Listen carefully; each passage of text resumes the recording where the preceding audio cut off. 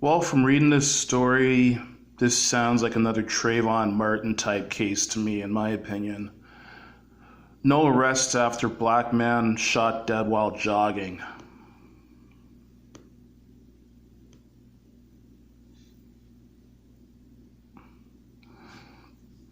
Relatives of a black man gunned down while jogging in southeast Georgia by white men who chased him believing he was a burglar said Thursday they were discouraged by the lack of charges in the case.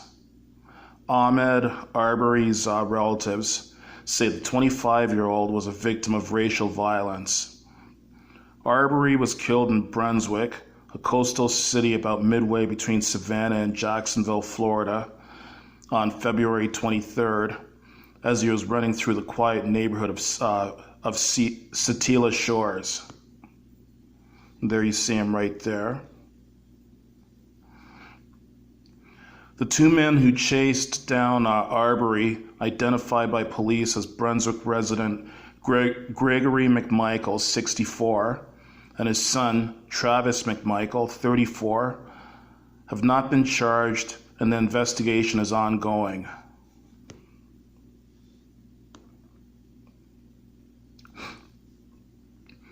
I'm feeling very discouraged at this point, the victim's mother, Wanda Cooper, told reporters. The tragedy happened back in February, and there still has not been an arrest.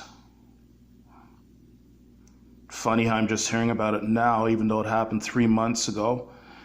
Anyways, the case has been referred to District Attorney Thomas Durden, based in Hinesville, 70 miles, which is about 120 kilometers away, due to concerns over a potential conflict of interest. Gregory McMichael is a retired investigator for the local prosecutor in Brunswick. The case was briefly in the hands of DA George Barnhill, based in Waycross, but he rescued himself because his son works for prosecutors in Brunswick. He recused himself because his son works for prosecutors in Brunswick.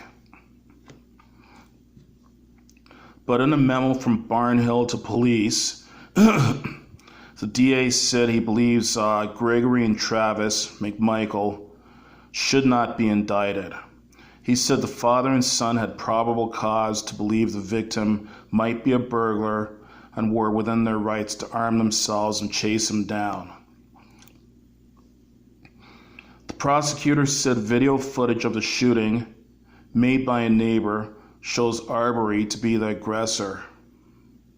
Given the fact Arbery initiated the fight, at the point Arbery grabbed the shotgun, under Georgia law, McMichael was allowed to use deadly force to protect himself, according to the memo reported in the New York Times.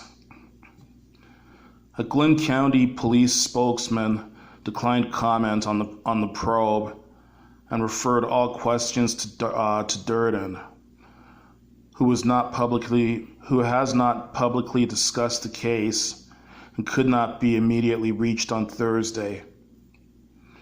Arbery's family is demanding that the Georgia Bureau of Investigation take over the investigation and pass on their findings to a special prosecutor. There are obviously sensitive aspects about this case. Anytime there's a victim of racial violence, family lawyer Lee Merritt said, we believe that any reasonable fact finder will return the indictment for murder against at least Mr. Travis, but likely against the two, Mr. Gregory Michael, to be considered an accessory to murder.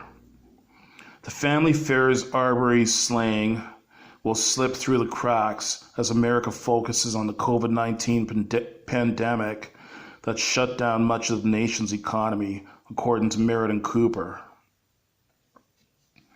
The older McMichael, 64, first spotted Arbery on foot hauling ass down Satilla Drive and immediately thought the young man was a burglar who had recently been targeting the neighborhood, according to a Glynn County police report. McMichael grabbed his .357 Magnum as Travis Michael took out a shotgun, and they jumped into their truck to give chase, police said. "Stop, stop, we want to talk to you," the elder McMichael told police. He shouted at Arbery. A third man, a neighbor only identified as Roddy, also joined the chase and jumped into the Pierce pickup truck, according to police. After the men eventually caught up with Arbery, there was a fatal confrontation. Michael stated that the unidentified male began to violently attack Travis, and the two men then started fighting over the shotgun, at which point Travis fired a shot, and then a second later there was a second shot, according to the police report. The report didn't specifically say if Arbery was armed. It made no mention of any weapon being found on his body. Merritt said the victim was not armed. Michael stated he rolled the man over to see if the male had a weapon, according to the police report. Gregory McMichael told police he believed he had spotted the victim in his neighborhood days earlier, and that he had stuck his hand down his pants, which led them to believe the male was armed, according to the police report. The father and son could not be reached for comment Thursday at several publicly listed telephone numbers for the pair.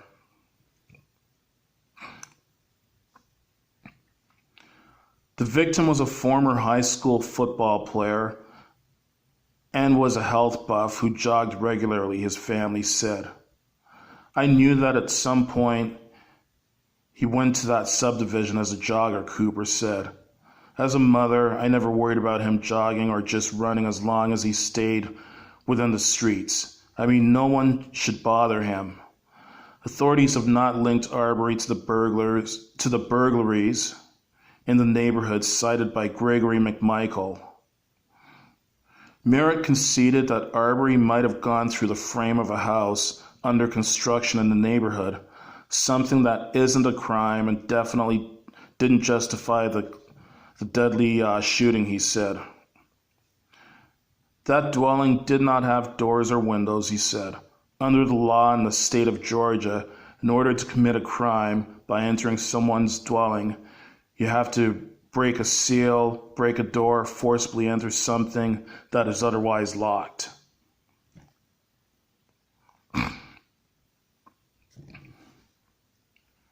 Yeah, this kind of reminds me of Trayvon Martin. And for those of you who have forgotten about Trayvon Martin, he was a 17-year-old black boy who, I guess it was between 6 and 8 years ago, somewhere between 2012 and 2014. I can't remember the exact year of it. But he was a 17-year-old black boy who was walking through a Florida neighborhood to go and visit his dad's girlfriend.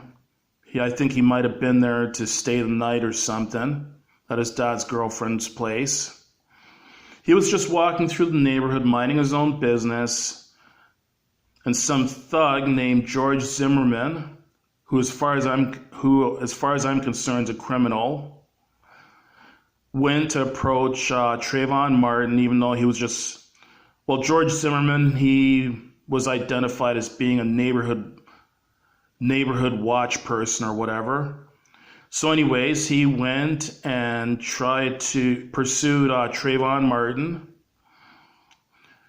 And I guess Trayvon Martin continued walking, and George Zimmerman then physically accosted Trayvon Martin. And they got in a fight. Like, to me, as far as I'm concerned, Trayvon Martin, it sounds to me, was just defending himself. Trayvon Martin ended up breaking George Zimmerman's nose and giving him some head injuries. But then again, he was defending himself because George Zimmerman, from what I've read and heard, was the one that made the first move in that physical confrontation. And you're allowed to defend yourself. And while Trayvon Martin was defending himself in that struggle, George Zimmerman took out his gun and shot and killed Trayvon Martin. And unfortunately, Zimmerman was found not guilty. He was charged, I don't remember if it was murder or manslaughter that Zimmerman was charged with, but he was found not guilty, which to me was wrong. Because as far as I'm concerned, he was guilty. This case reminds me of that. So this guy was just jogging through the neighborhood. And apparently, according to his mom, he's gone jogging through this neighborhood before. She never worried about his well-being at all, period, while jogging through this neighborhood. This guy was a football player and a health buff. And as a health buff, something that a lot of health buffs do is they go jogging. He went jogging through this neighborhood, and these two white men, they saw a black man running. Even though there was no evidence to suggest that that he was a burglar, they just took it upon themselves to believe he was a burglar because they say they saw him in the neighborhood before. They claim that they saw him one time sticking his hand down his pants like he might have had a weapon or something, but yet they didn't find any kind of weapon on him. They didn't find any evidence, at least it's not stated in this article. They found no evidence that he was in that neighborhood to commit any illicit acts. No screwdriver, no crowbar, no disguises or anything. He didn't have anything on him to, like, what you call tools of the trade when it comes to breaking into homes or vehicles. And they basically went looking for trouble. They got in their truck and chased after this guy for no reason, just because he was jogging. So it sounds to me like he just defended himself. Sounds to me like the victim, Ahmed, was defending himself in this case. And he got fatally shot for it. As far as I'm concerned, those guys had no right just going and chasing after him. I just have to wonder if it was a white man that was jogging through that neighborhood and they'd seen him before under those same circumstances, would they have assumed that he was a burglar, and would they have gotten in their truck armed with guns and chased him down and accosted him like that? You've got to wonder. So it sounds to me like he was just jogging, minding his own business, and they just went looking for trouble. Well, in my opinion, these two guys, especially the shooter, they should all be charged. They should all be charged with murder. Because that's, in my opinion, that's what this case sounds like. It sounds like he was murdered the same way that I believe that Trayvon Martin was murdered. I hope justice comes to this family in the very near future. Because to me, it sounds like these guys that shot and killed this victim were in the wrong and did not have any good reason for killing him.